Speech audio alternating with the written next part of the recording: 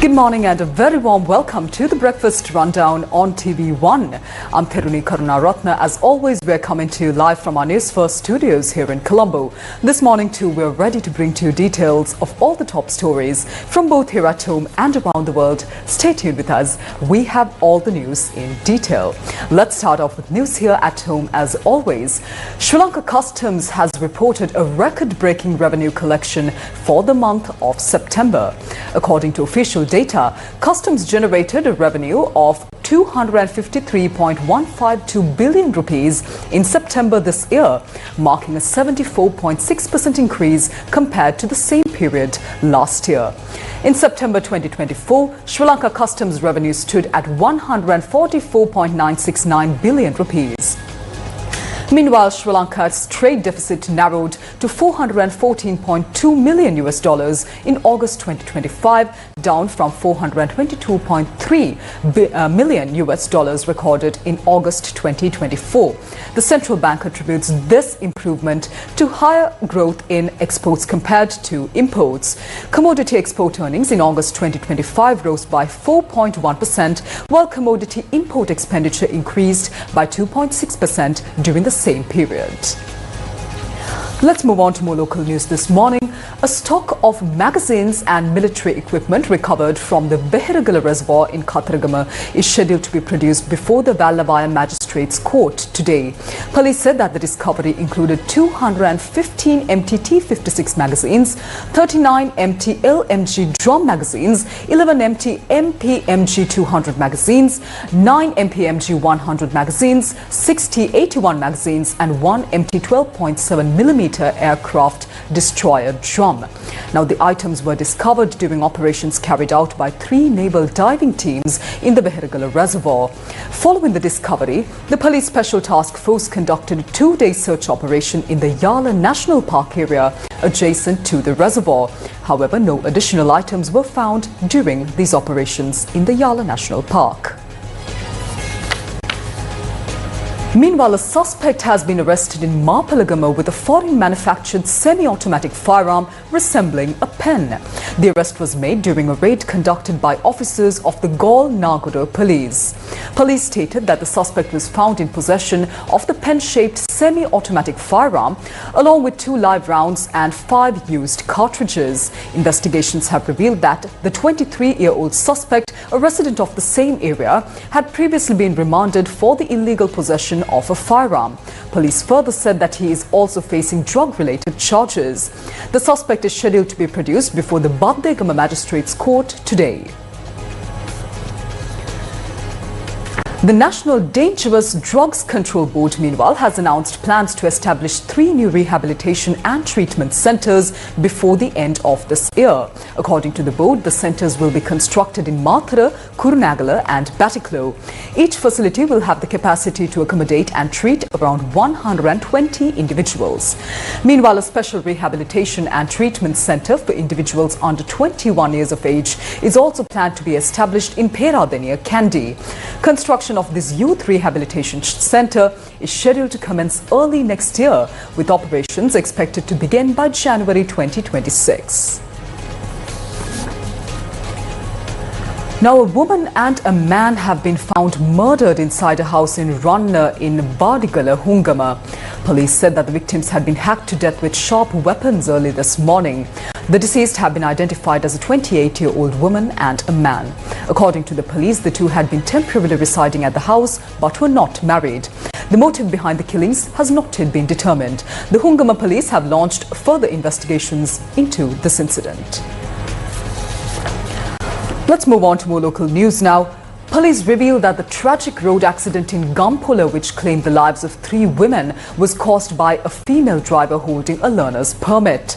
The suspect is scheduled to be produced before the Gampola Magistrates Court today.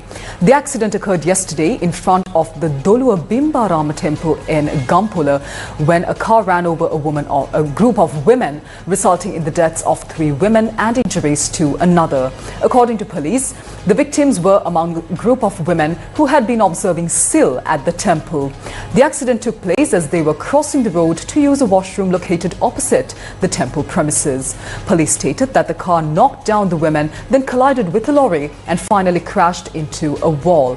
The deceased have been identified as women aged 70 and 67 years. The injured woman, aged 56, is receiving treatment at the Gampola hospital. Police further said that the female driver of the car was also injured and admitted to the Gampola hospital following the incident. Now, the National Council for Road Safety has announced plans to make monthly safety inspections for passenger transport vehicles mandatory by law. Its chairman, Therunee Karunarathna, stated that the regulation is expected to come into effect from the 1st of January 2026. He added that if a vehicle is involved in an accident due to poor maintenance or failure to comply with the inspection, both the driver and the vehicle owner will be subject to legal action. The Parliament will convene today at 9:30 a.m. under the leadership of Speaker Dr. Jagat Vikramaratne. Parliamentary business for this week has been scheduled to continue until Friday, following decisions made at the Committee on Parliamentary Business meeting chaired by the Speaker. Among the key items on the agenda, the second reading and debate of the Convention Against Doping in Sport Amendment Bill is scheduled for today. Meanwhile, the Committee on Public Finance is set to meet at 2 p.m. today. The appropriation bill for the Ministry of Transport, Highways, Ports and Civil Aviation is scheduled for discussion and approval tomorrow. And on Friday, 8 private members' motions are slated for debate in Parliament. Coming up next is our weather forecast for today.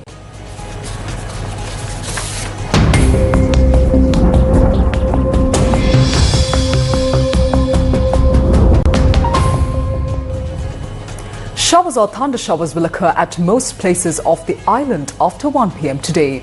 The Met Department says that fairly heavy falls above 50 millimeters are likely at some places in the northern, north central, eastern, central and Uber provinces.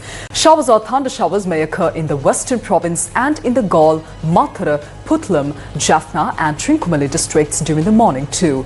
And as always, the general public is requested to take adequate precautions to minimize damages caused by temporary localized strong winds and lightning during thunder showers. With that, let's move on to more local news. The Dehivala National Zoo is set to receive 2 giraffes and a pair of zebras by December. The animals will arrive under an exchange program from South Africa. Meanwhile, 30 pigeons stolen from the Dehivala Zoo are still missing. Police suspect that the theft occurred either late Friday night or early Saturday morning. The pigeons were reportedly stolen by breaking into the cages where they were kept. Previous court orders indicate that the stolen pigeons had been detained at the zoo as evidence on multiple occasions. The Dehivala police have launched special investigations into the theft and are continuing efforts to recover the missing pigeons. Coming up next is international news.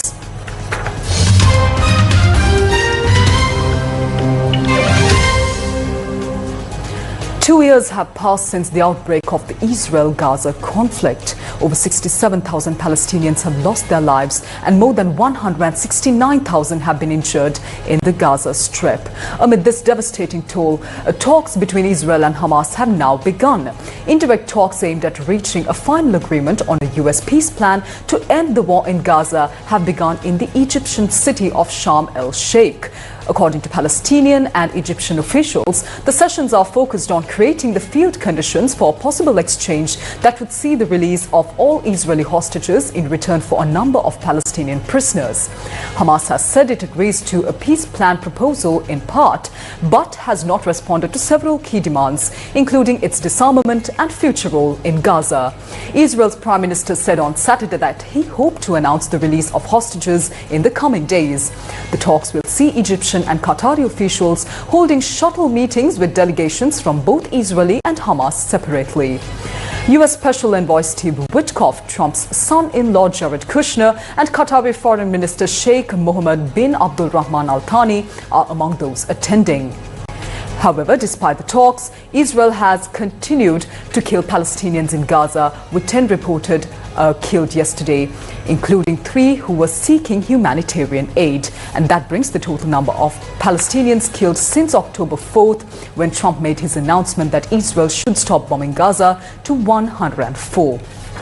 US President Donald Trump, writing on social media, has urged everyone involved in the efforts to end the Gaza war to move fast and says he has been told the first phase of the peace plan, which includes the hostage release, should be completed this week.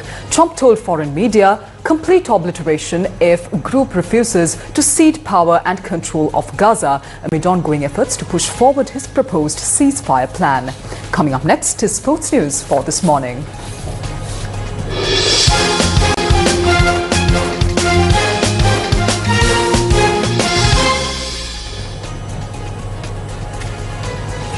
And in sports, it's cricket. The 8th match of the 2025 Women's Cricket World Cup will take place today between the England and Bangladesh women's teams.